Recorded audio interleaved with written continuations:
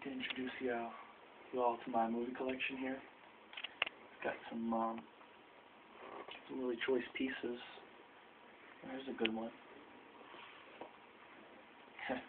Yeah, this is a pretty good one. I like this one a lot. It's about this guy about 10 years ago or so. He had this job where he worked a construction job, doing like home remodeling.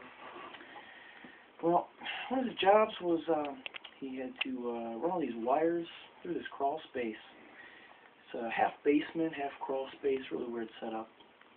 Well, he's in the crawl space and there's not much light in there, so he's got to move these lights around. And you see he's done on the one half of the crawl space, and so he's got to start carrying his lights down on the other side. And as he's moving the lights, he sees this little glimmer off in the corner, and he stops. It's real scary, and you never know what you're going to run across in there, a raccoon, a possum, something like that. And you're in his territory, and things can get real bad.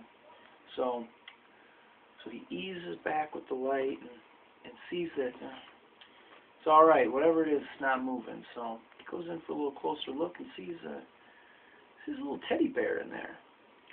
Wonders why is there this bear in here? It's really a cramped space. You can barely sit up straight in there. There's pea gravel on the floor and all these brick pillars everywhere, and it's not somewhere where a kid would be. It's hard to get in there. So he starts making his way over, and he's got his light so he can see his way around, and starts to find this trail of evidence.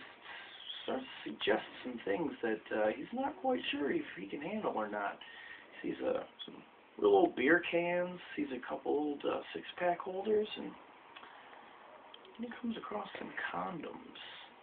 So puzzle pieces start to come together at that point. And, well, he sees that forlorn little fella laying up against that pillar, and the guy's got a little eye ripped out, and his crotch is all ripped open and ravaged. And